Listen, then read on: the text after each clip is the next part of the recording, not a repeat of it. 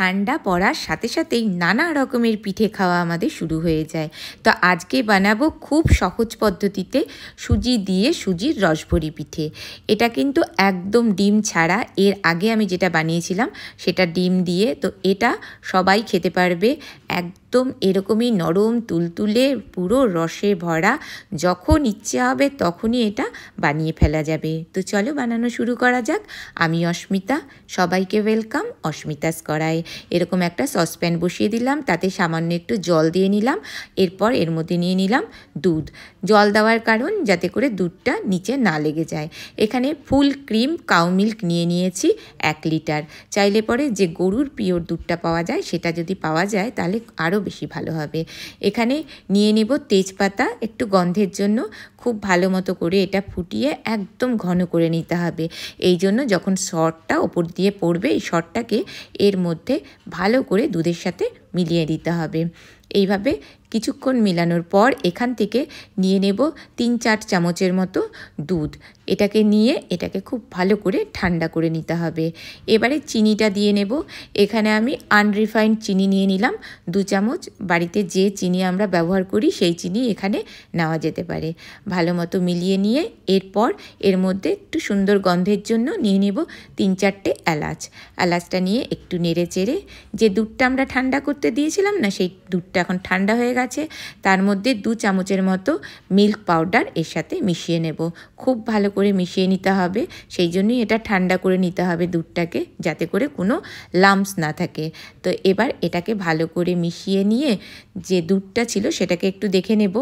এটা কিন্তু অনেকটাই ঘন হয়ে গেছে, উপর দিয়ে খুব সুন্দর একটা সরও পড়ে গেছে। তবে এর টেস্টটা আরও সুন্দর করার জন্য সেই মিল্ক মেশানো, মানে মিল্ক পাউডার মেশানো যে দুধটা, সেটা এর মধ্যে দিয়ে দিলাম। এটা স্কিপও করা যেতে পারে, তবে কিন্তু এর জন্য টেস্টটা আরও বেশি ভালো হবে। এবারে নিয়ে নিতে হবে সুজি।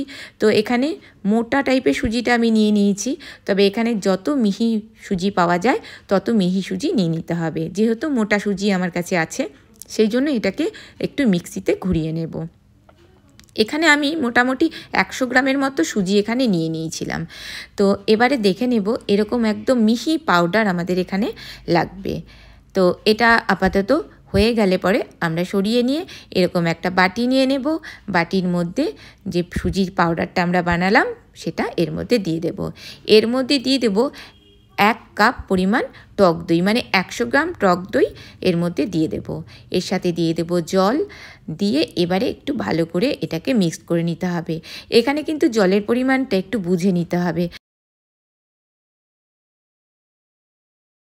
কারণ ব্যাটারটাকে আমরা খুব বেশি পাতলা কিন্তু তৈরি করব না। তো আপাতত যেটুকু জল দেওয়া হয়েছে সেটা এখন পারফেক্ট আছে। এটাকে আমরা এখন রেখে দেব 10 মিনিটের জন্য। 10 মিনিট পর আমরা এটাকে আবারও দেখে নেব। তো এইবার দেখতে পাচ্ছি জলটা কিন্তু অনেকটাই শক করে গেছে, কিন্তু তাও এটাকে একটু ভালো মতো হুইক্স দিয়ে এরকমভাবে নাড়তে থাকবো। যত ভালো করে নাড়বো না তত ভালো কিন্তু আমাদের পিঠেটা তৈরি হবে। একদম এরকম মিহি করে বেশ অনেকক্ষণ ধরে এভাবে নেড়ে চেড়ে নেব।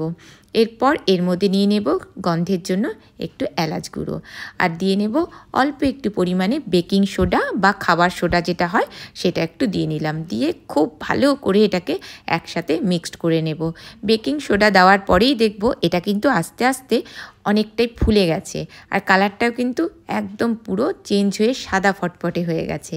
এদিকে এরকম একটা কোনো কড়া বা যেটার মধ্যে আমরা ফ্রাই করব সেরকম একটা কিছু নিয়ে নেব। তাতে নিয়ে নেব তেল।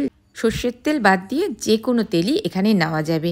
এবার হাতটাকে খুব ভালো মতো ধুয়ে আমি হাত দিয়েই আস্তে আস্তে করে এখানে বড়াগুলো ভাজতে থাকবো। আর খুব কম আঁচে কিন্তু বড়াগুলো রাখতে হবে, না হলে পরে কিন্তু সেটা সামলানো যাবে না। এই সময় একদম ডিস্টার্ব করব না। একটু যখন নিচের দিক পোর্শনটা হয়ে যাবে তখন একটু ওপর থেকে যেই দিকটা হয়নি সেই দিকটায় তেলগুলো এরকমভাবে ওপর দিয়ে দিতে থাকবো। তাহলে ওপর পোর্শনটাও সুন্দরভাবে ফ্রাই হওয়া শুরু হয়ে যাবে। এইভাবে একদম কম আঁচে এপিট ওপিট করে আমরা বড়াগুলোকে ভেজে নেব। আর বড়াগুলোকে দেখতেই পাচ্ছি যতটা পরিমাণ ছিল এটা কিন্তু ফুলে অনেকটা হয়ে গেছে। তো সেই জন্য যখন আমরা বড়াগুলো ভাজবো না, কম পরিমাণ দিয়ে এটাকে ভাজতে হবে। তো এটা মোটামুটি আমার ফ্রাই করা হয়ে গেছে, আর দেখতেই পাচ্ছি বড়াগুলো কত সুন্দর হয়েছে, কালারটাও দারুণ কিন্তু।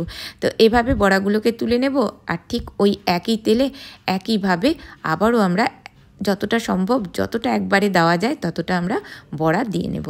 নিয়ে এটাও তাই এরকম গোল্ডেন কালার যখন হয়ে যাবে তখন এগুলোকে আস্তে আস্তে করে তুলে নেব। আর এগুলো এমনি এমনি খেতেও কিন্তু ভীষণ ভালো লাগে। আমি তো নিজেও মাঝে মাঝে এমনি এমনি ভেজেই খাই। তো যাই হোক, এটাকে তুলে নিলাম। নিয়ে এবারে আমরা যে দুধটাকে রেডি করে রেখেছিলাম না, সেই দুধের মধ্যে আস্তে আস্তে করে এটাকে দিতে থাকবো।